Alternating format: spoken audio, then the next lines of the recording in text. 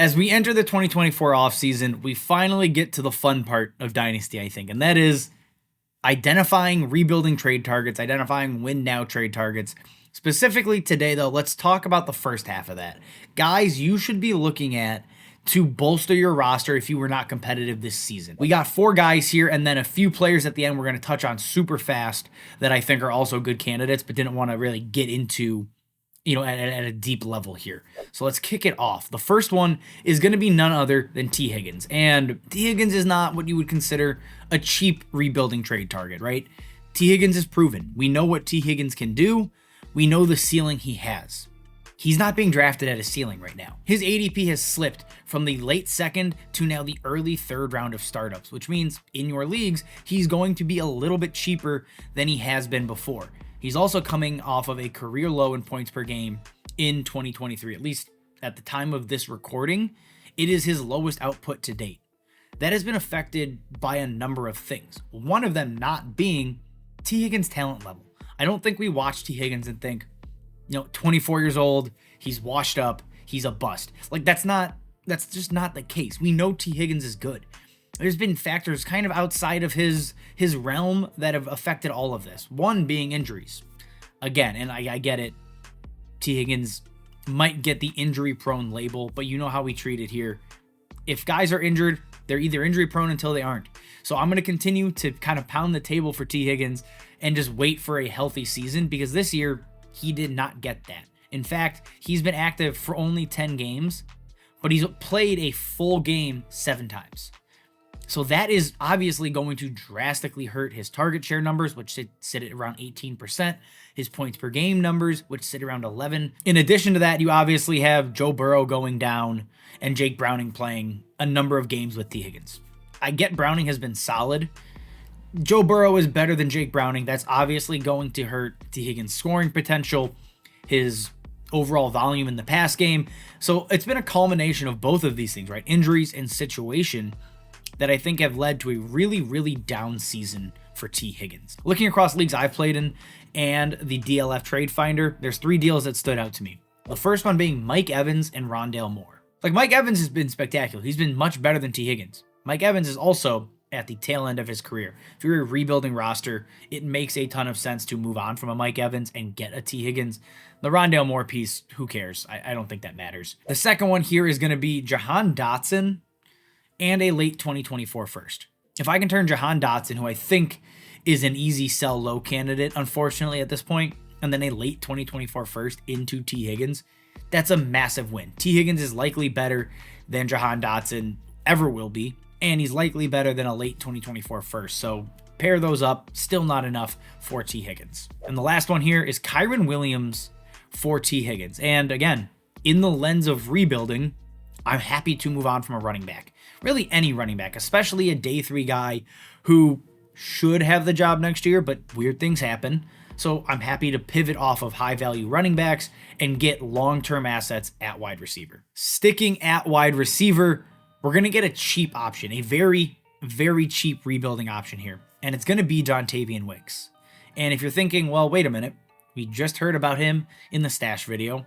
We just heard about him in a 5 moves to make video.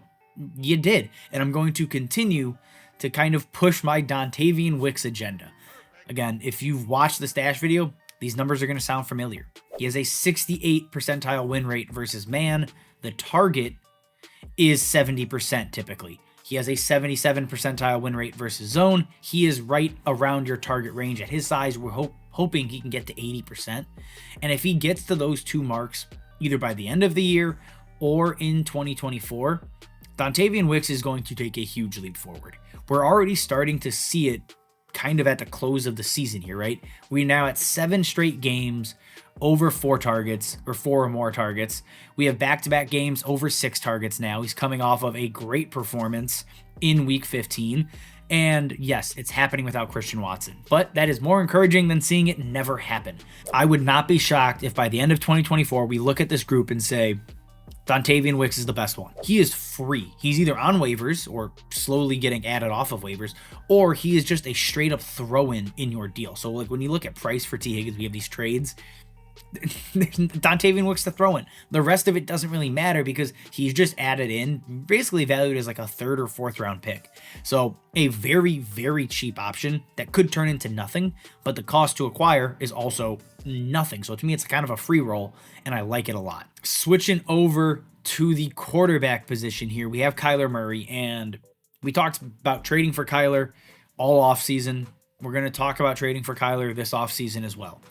Has he been good for fantasy?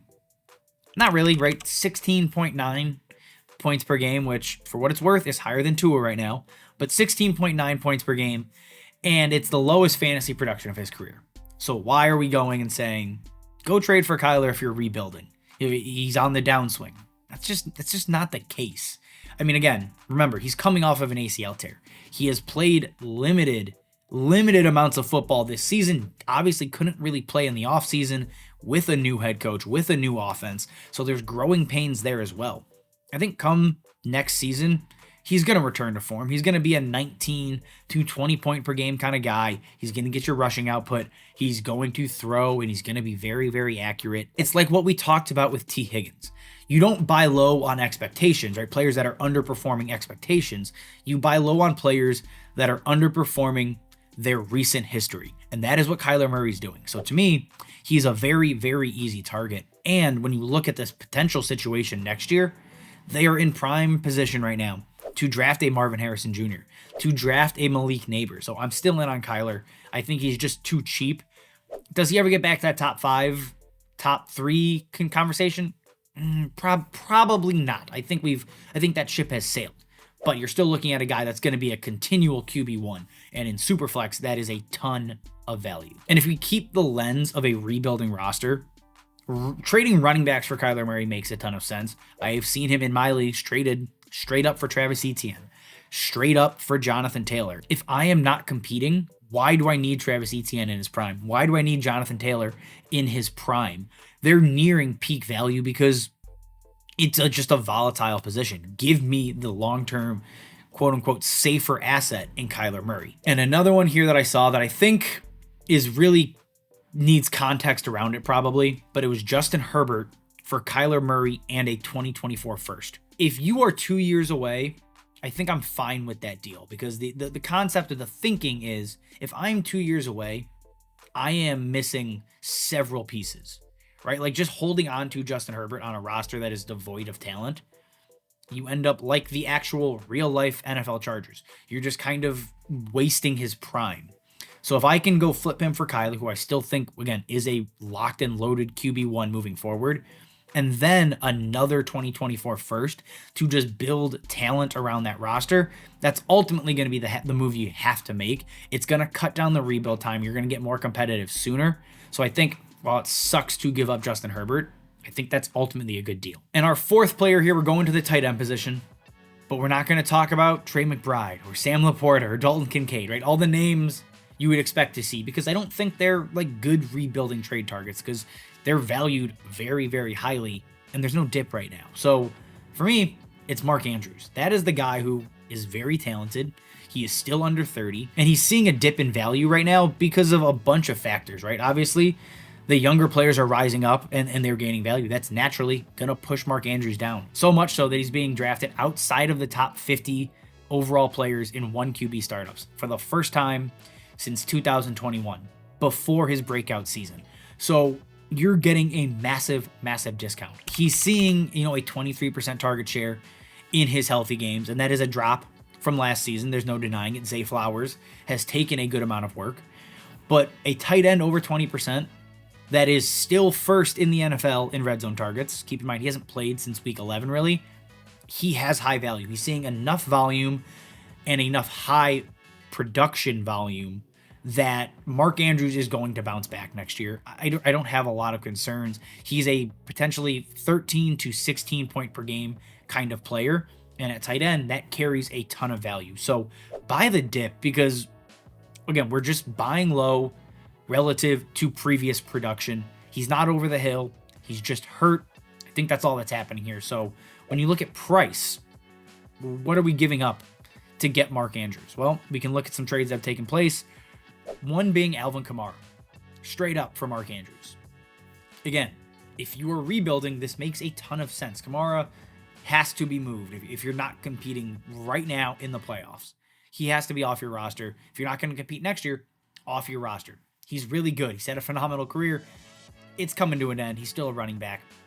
Father Time is going to catch up with him. And the other one here, and this is a trade I made actually on a team that is pivoting to starting to rebuild here. I traded Travis Kelce and 2 2024 seconds for Mark Andrews and a 2025 first. To me, that is worth it. I wasn't going to win a title, or I shouldn't win a title this year. So go give me the younger tight end that won't have Travis Kelce like peaks, but is still going to be really good for at least the next 3 to 4 years. And then let me upgrade 2 dart throws in a second into a first a year away or 2 years away. I think that I was very, very excited for that on a roster that needed to get younger. And I think that's a good way to do it. All right, those are the big breakdowns. Before we get out, though, I got 4 names I just want to bring up quickly that I think, again, should be on the radar. And to me, they're similar to Tee Higgins in a way. You have DK Metcalf, Devonta Smith, Chris Olave, and Zay Flowers. I think the first 3 fall into the exact same tier as Tee Higgins. Good wide receivers that are not meeting expectations for this season, but the talent is obvious. DK Metcalf is a known freak of nature. Devonta Smith, again, fantastic route runner, just has been a little more inconsistent than he was last year. And Chris Olave, we can chalk it up to Derek Carr just being bad. Just being bad. Chris Olave is very talented, it's obvious. And then Zay Flowers, for me, is on here because he is, I think, one of the more undervalued rookie wide receivers right now who is having a fantastic season. He's well behind Jordan Addison, well behind Puka, right around where JSN is going. I think there's value to be had there. Like pivoting off Jordan Addison to Zay Flowers plus, I don't think is a bad idea in a rebuilding situation. So just things to consider, other guys to look at. If you guys got questions, you have comments, drop them down below. As always, thank you for watching, and we will see you next time.